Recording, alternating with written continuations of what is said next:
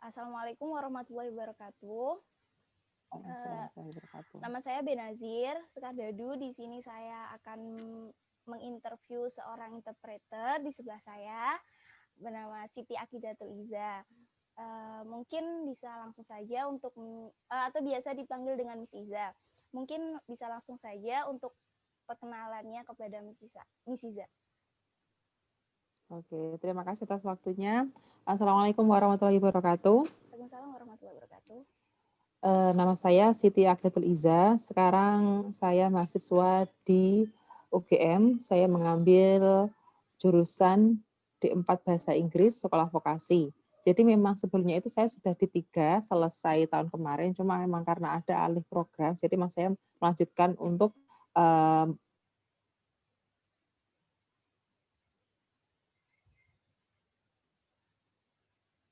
Kardadu, dan dia juga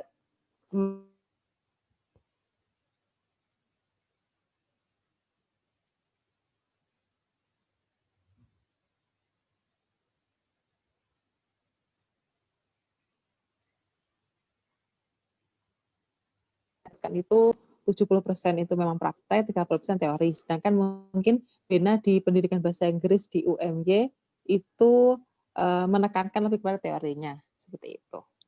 Saya berasal dari Blitar. Oh iya, lupa. Ya, sebelumnya makasih juga untuk Miss Iza udah bersedia untuk diinterview. Sebelumnya uh, bahasa apa yang Miss Iza terjemahkan? Kalau dari segi bahasa memang jelas bahasa Inggris ya. Itu pun juga karena ada tuntutan akademik, jadi mau nggak mau saya juga harus belajar. Dan apa banyak sekali sih pengalaman yang saya dapatkan ketika menjadi seorang interpreter saat itu, meskipun title-nya hanya tugas kuliah ya. Jadi memang kalau yang teman-teman tahu, jadi interpreter dan penerjemah itu atau itu memang sebenarnya dua hal yang berbeda, meskipun konteksnya sama-sama menerjemahkan bahasa. Jadi kalau misalkan translator itu lebih kepada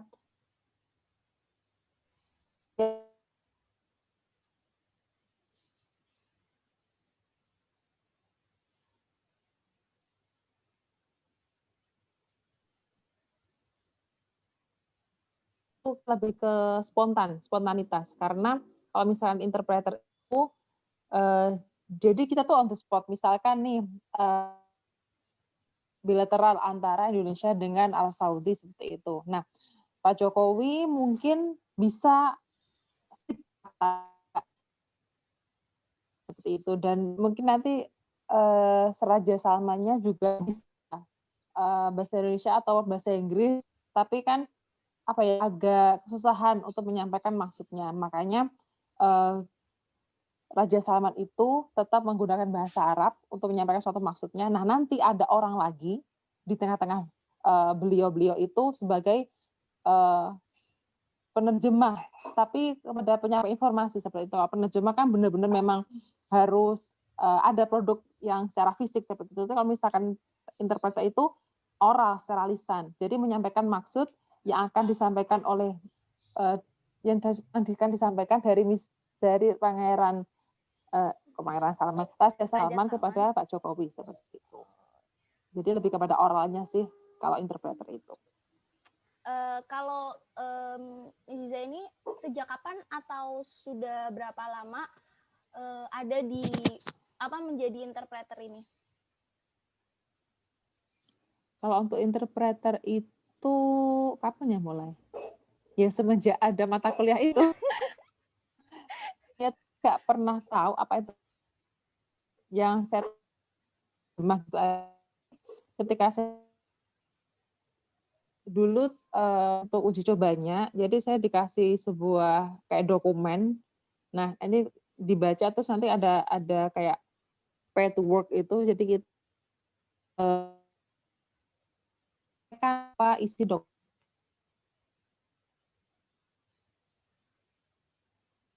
itu terasah lagi ketika saya menjadi LO, Liaison Officer itu dari Universitas Soka University Jepang.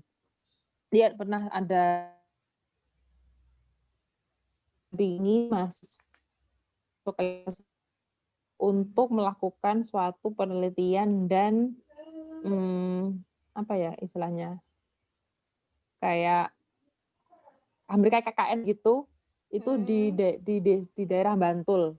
Nah itu apa namanya, jadi mereka tetap ngomong bahasa Inggris gitu kan, karena kan saya bahasa Inggris bisanya, bukan bahasa Jepang, meskipun dikit-dikit aja konnichiwa atau apa ya gitu, tapi mereka tetap menyampaikannya dalam bahasa Inggris. Nah saya harus paham nih gitu, apa konteks yang ingin dia sampaikan kepada kepala sekolah di sekolah yang dia kunjungi itu. Jadi saya menyampaikannya tetap dalam bahasa Indonesia seperti itu. Itu sih apa ya, seru. Jadi emang apa ya, tantangannya pasti ada, tapi banyak serunya sih.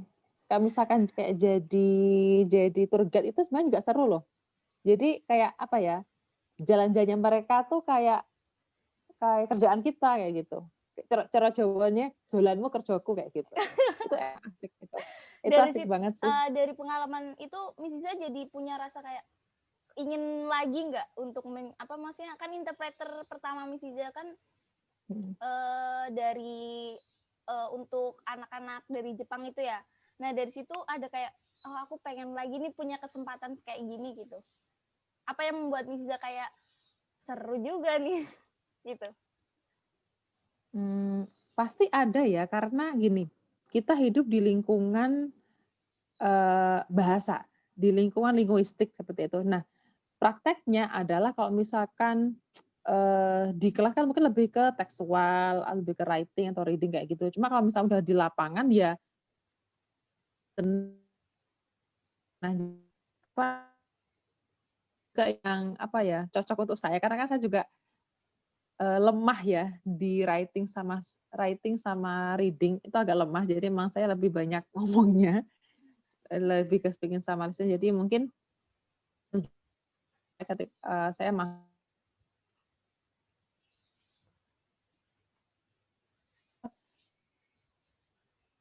juga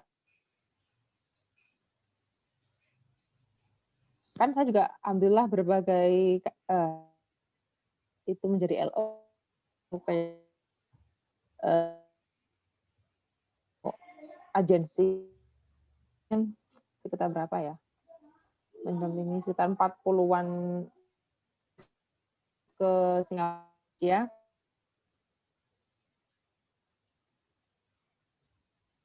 Kan sampaikan satu maksud yang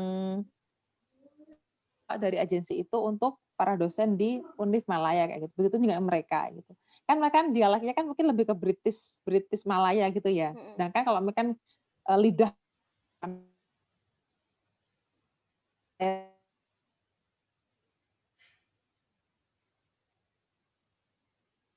harus pintar-pintar itu sih. Kalau seru pasti ada kepengenan lagi, cuma nggak tahu kapan.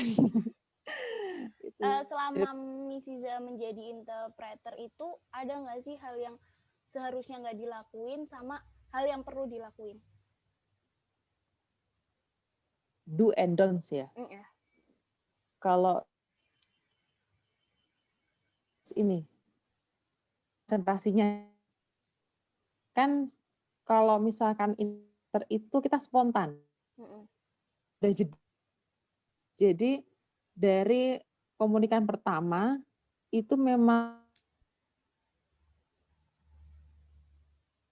maksud yang dia komunikatornya penyambung lah istilahnya kayak gitu dari dua komunikan itu. Mungkin kita tetap harus full concentrate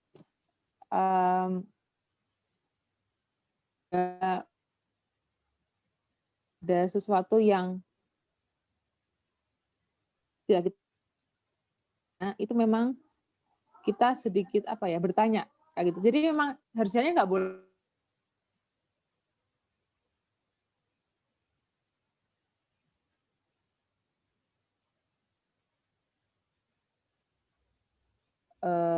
komunikasi yang kedua, saya sedikit tanya nih bisik ke dia. Masa gini bener nggak kayak gitu? Gini bener nggak gitu? Oh iya iya gitu. Jadi apa ya? Koreksi lebih dulu lah karena apa ya? Riskan misalkan kalau kita itu menyampaikan sesuatu yang tidak sesuai, apa yang mereka inginkan kayak gitu. Itu kan juga apa ya, eee, intrik untuk penipu kan banyak kayak gitu. Paham nggak, Ben? Kalau misalkan Iya, iya. misalkan mengelabui lah, mengelabui. Makanya Mhm. kita itu harus bisa apa ya, misalkan kita mau mau menguasai suatu negara nih kayak bahasa kayak, beda bahasanya, ya kita harus bisa bahasa mereka kayak gitu. Jangan mau kita tuh apa ya, alih bahasakan sehingga akhirnya kita percaya dengan, orang keduanya. Oh, iya, iya, iya. Nah, padahal saya tuh inginnya ngomong ke si B kayak gitu. Cuma kan saya nggak bisa bahasa dia. Karena kamu yang bisa, jadi saya minta tolong kamu untuk menyampaikan apa yang ingin saya sampaikan ke dia kayak gitu. Nah, kamu paham maksudnya, cuma kamu harus kasih bumbu gitu. Oh, Kamu iya. kasih bumbu yang sebenarnya itu tidak sesuai dengan apa yang saya kehendaki, itu juga banyak. Itu sih lebih hati-hati di situ untuk dunia itu, eee, tadi udah kindness ya, ya Iya, Miss. jangan sampai kita menyampaikan sesuatu itu di luar apa yang mereka inginkan. Ya mungkin kita akan menyampaikan sesuatu itu sesuai dengan pemahaman kita, tapi jangan sampai terlalu menyimpang, kayak gitu. Itu sangat riskan sekali, karena apalagi di dunia, apa ya, interpreter itu kan sekarang banyak dibutuhkan ya, di kedubes, terus juga Mhm. dalam perusahaan-perusahaan asing itu pasti membutuhkan interpreter ya gitu, untuk penyambung, apa ya, kolega lah ketika ada meeting atau ada pertemuan pasti membutuhkan interpreter yang, apa ya, mempermudah komunikasi.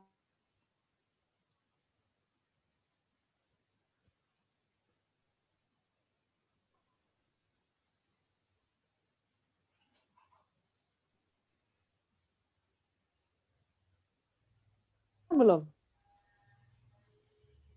Mohon maaf, Miss, putus-putus. Apa?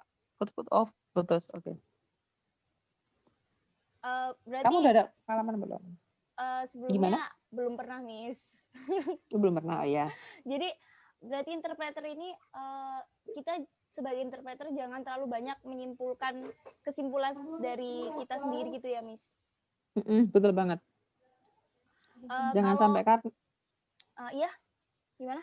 enggak, lanjut lanjut dulu aja. Kalau hambatannya sendiri sebagai interpreter, apa yang Miss Iza rasakan?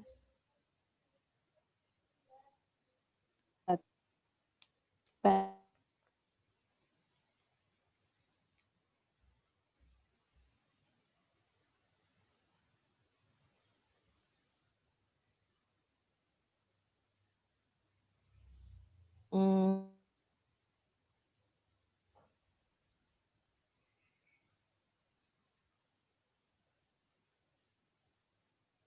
Halo, Miss Iza? tahu apa yang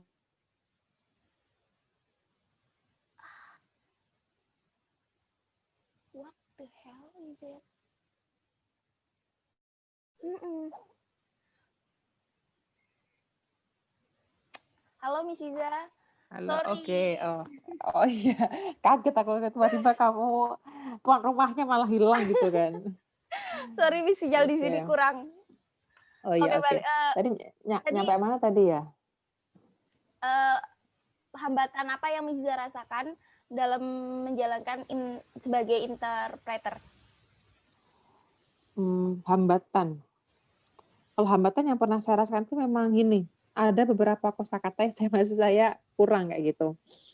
Nah, jadi karena kita istilahnya, eee, berkutatnya di dunia bahasa dan bahasa itu amat sangat banyak sekali, aduh itu tidak KBBI banget. Jadi sebisa mungkin kita itu banyak menguasai kosakata dari bahasa tersebut, kayak gitu. Misalkan bahasa Inggris nih, ya sebisa mungkin, eee, kosakata bahasa Inggris yang bukan hanya daily ya, tapi kan banyak banget tuh yang di jurnal atau apa yang bahasanya sangat akademis banget. Jadi itu sebisa mungkin juga kita kuasai kayak gitu. Misalkan bahasa Jepang, ya kita harus menguasai bahasa mereka kayak gitu. Intinya memang bahasa Inggris itu penyambung lah. Bahasa Inggris itu jembatan kayak gitu, yang membuat kita bisa menguasai bahasa-bahasa lain kayak gitu. Misalnya kemarin saya ada temen dari yaitu ada yang Jepang, terus juga Malaysia, Turki juga itu. Jadi apa ya? Saat itu, aduh, saya misalkan ini nggak bisa ngomong apa-apa gitu. Tapi yang saya bisa hanya bahasa Inggris. Jadi sebisa mungkin ya saya harus bisa menyampaikan hal-hal atau ngobrolnya juga dalam bahasa Inggris. Tapi catatannya adalah kita harus mengerti budaya mereka kayak gitu. Cross cultural understanding-nya itu harus kuat banget. Karena itu yang punya interpreter, ya kita nggak bisa dong semena-mena menyamakan budaya yang kita lakukan di Indonesia sama yang di luar kayak gitu. Misalkan gini, kalau di kita kan senyum itu kan ramah ya tandanya ya. Nah, ada budaya di mana senyum itu di suatu negara itu kayak teasing, goda kayak gitu. Itu sangat sangat mengganggu sekali kayak gitu. Apalagi kalau misalkan di Jepang ya, yang saya tahu, Jepang itu mereka sangat close, menutup diri dengan orang asing. Sangat menutup diri, kecuali ada hal yang sangat perlu mereka sampaikan kayak gitu. Istilahnya kayak apa sih kemarin? Tatemai sama apa ya, kok lupa tiba-tiba. Jadi kayak tatemai itu dia itu bisa menyampaikan sesuatu tapi yang bukan kehendaknya dia, misalkan gini, ini bagus ya, oh iya, padahal tuh dia bilang enggak kayak gitu loh. Dia tuh enggak, tapi dia tuh bilangnya iya karena ingin menghargai aja gitu. Dan kalau misalnya di Jepang itu sangat susah ini untuk apa ya, kita menangkap maksud mereka karena mereka itu kebanyakan menyampaikan kehendaknya itu dalam bahasa nonverbal gitu. Jadi dari gesture, eye contact kayak gitu memang itu cirinya Jepang gitu. Tapi kalau misalnya di Amerika kan langsung to the point gitu kan. Di dunia barat kan biasa to the point, terus biasa misalkan kayak ngasih kartu nama nih. Ya udah misalkan kita nama nih kayak gitu, misalnya kayak gitu. Tapi misalnya di Jepang tuh bener kayak kamu tuh harus agak nunduk 45 derajat. Terus kamu coba yang gininya harus pakai dua tangan dan ucapan itulah terima kasih, minta tolong, maaf itu sangat terpraktekkan lah, budaya sangat disiplin sekali itu dimanapun karena itulah culture-nya mereka itu memang seperti itu kayak gitu, tidak bisa kita makan yang barat gitu. Jadi emang kembali lagi di soal hambatan tadi, kita harus mengetahui, kita harus untuk mengatasi hambatan tadi ya, kita harus mengetahui bahasa mereka dan culture mereka kayak gitu. Karena kita tidak bisa menyamakan culture dan bahasa mereka itu dalam satu art makna, nggak bisa. Kalau selama Miss Iza menjadi interpreter kayak pertama gugup nggak Miss? Ada perasaan gugup nggak, nervous gitu kayak takut salah mengartikan apa yang dimaksud gitu atau biasa aja? Kalau takut pasti ya, apalagi kalau diujikan gitu loh. Kalau diujikan tuh pasti ada sih ketakutan karena ini masuk nggak ya, ini nanti bener nggak ya, itu pasti ada. Cuma ya let it flow aja sih. Jadi misalkan dikasih teks, oke, ini misalkan, yang seringnya ini poster kan banyak gambar ya. Nah kita harus menyampaikan maksud dari gambar itu ke orang lain ya gitu.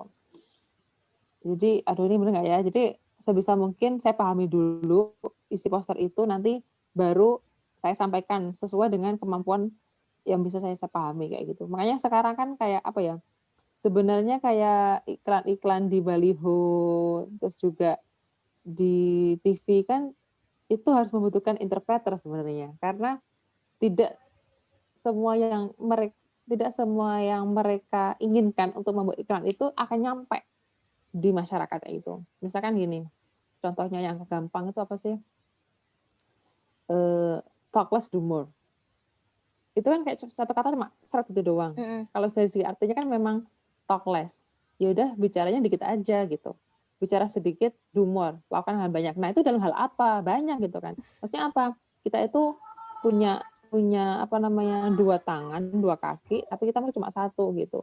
Ya udah, kalau misalnya ada apa-apa, banyak yang bacot atau banyak apa, ya udah gitu loh. Maksudnya dengerin bentar, tapi buktikan apa namanya ketidakpercayaan, just do it aja gitu. Jangan terlalu mikirin omong orang, tapi serapi yang apa namanya ingin mereka sampaikan. Tapi ya kita kan nggak mungkin berubah ya karena orang lain, kita itu nggak bisa banget. Jadi memang sebisa mungkin Cokles Dumur itu minimalkan kamu ngomong, kamu gini nyuruh A B C D, tapi dia ngapa-ngapain ya itu. Jadi lakuin aja, selesai.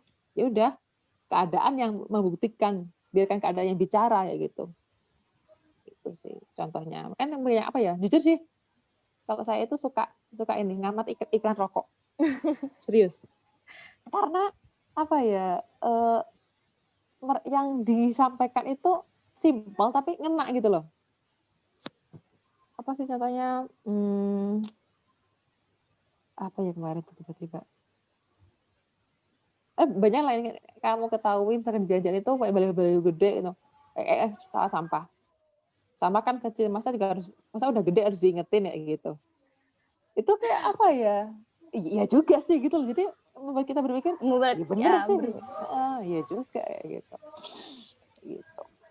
Buku pasti ada, cuma ya udahlah aku let it flow gitu aja. Jadi tidak terlalu pikir, sekiranya konteks ini saya pahami, ya udah saya sampaikan.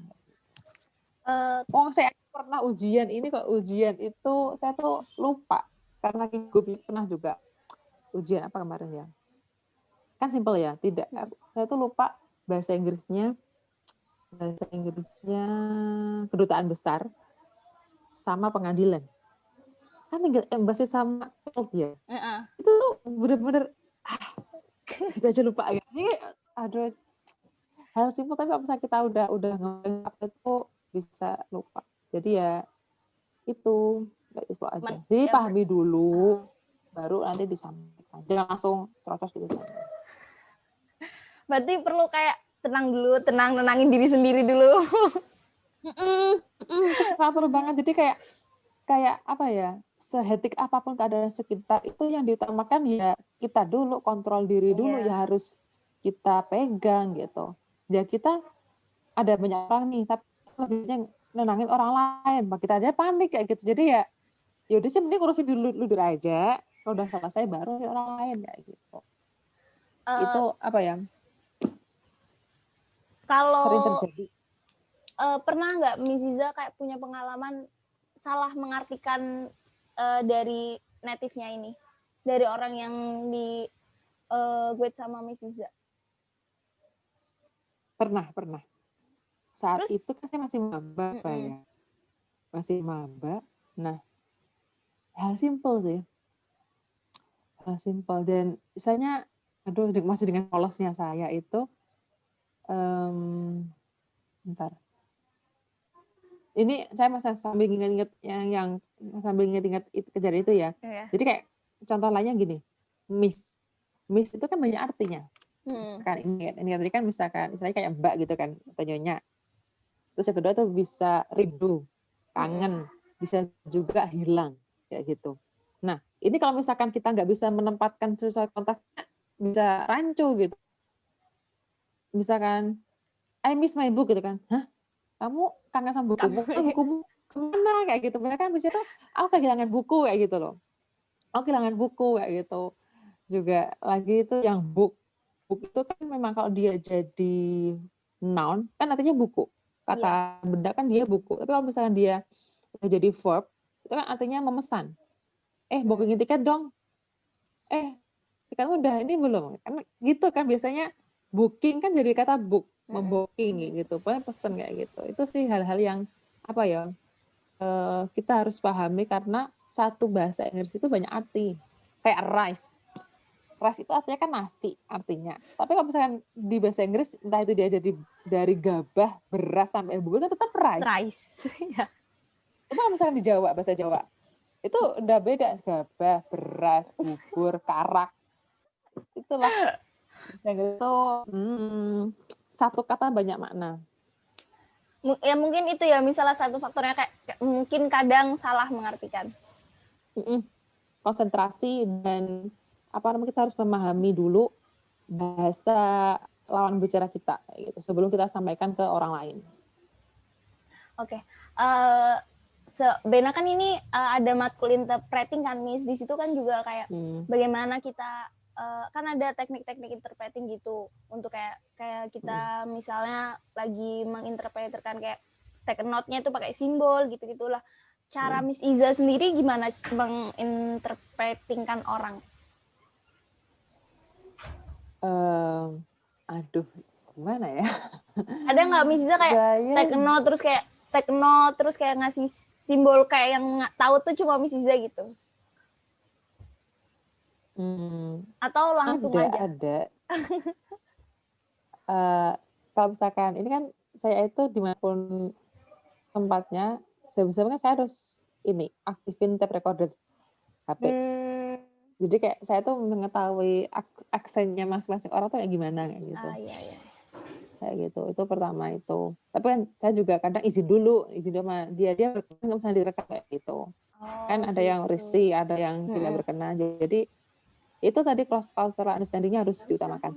Lalu kalau untuk take notes-nya itu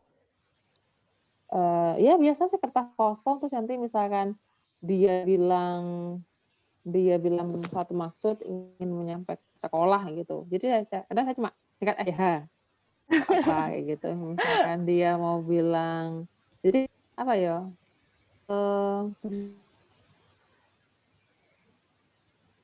Ya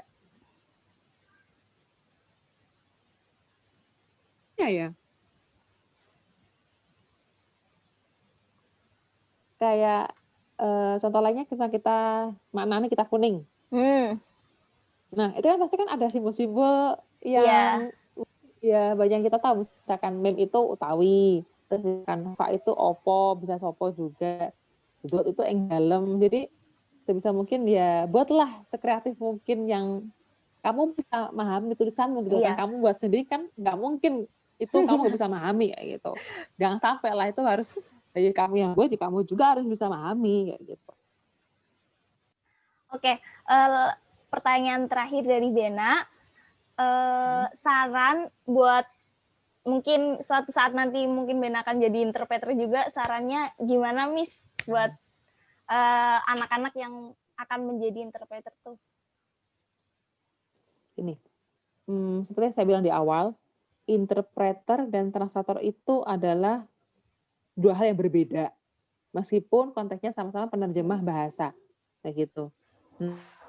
Misalkan dalam translator itu kan kita lebih ada banyak waktu ya, meskipun ada deadline, tapi kan kita bisa mengerjakannya di luar jam yang klien kita minta, kayak gitu.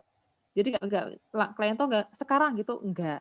Tapi kalau misalkan yang interpreter ya sekarang karena oral bentuknya, bukan produk tekstual, novel, buku, jurnal tuh bukan, benar-benar spontan yang kita harus lebih banyak konsentrasi kayak gitu. Banyak konsentrasi dan jangan sampai misinfo lah. Jadi kita tuh memang tidak harus memahami apa yang semua dia bicarakan, enggak. Itu kita selalu kelelahan nanti otak kita.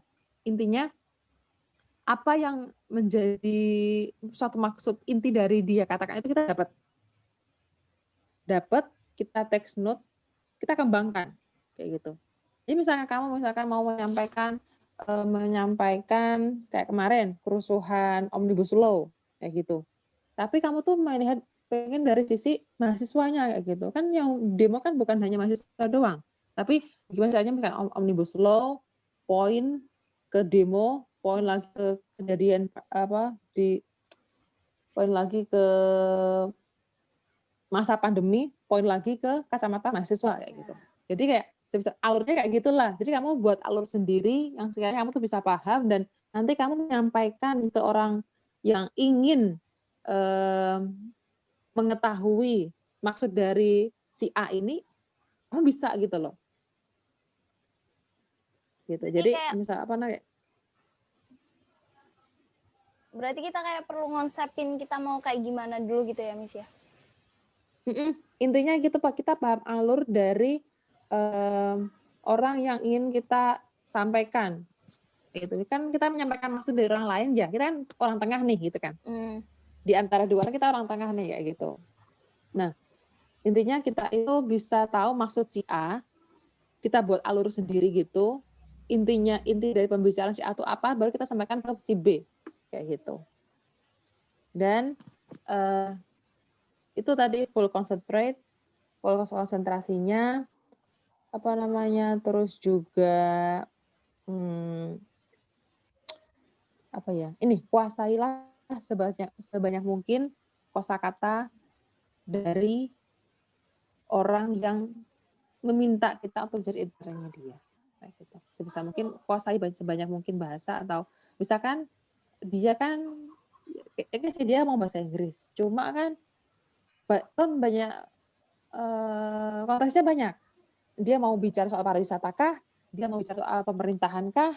Atau dia bicara soal pendidikan kah? Kayak gitu. Nah, itu kan kosakatanya beda semua. Even bahasa Inggris, tetap pakai bahasa Inggris ya gitu. Nah, itu juga dibutuhkannya itu. Jadi, kalau kamu sempat dan harus sempat kosakata dari ini, dunia perhotelan, dunia pariwisata, dunia politik. Jadi itu ada apa ya? Ada kamunya sendirilah yang kamu bisa. Itu saya terinspirasi dari dosen tamu dulu saya gitu. Dia tuh jadi penerjemah di Translator juga.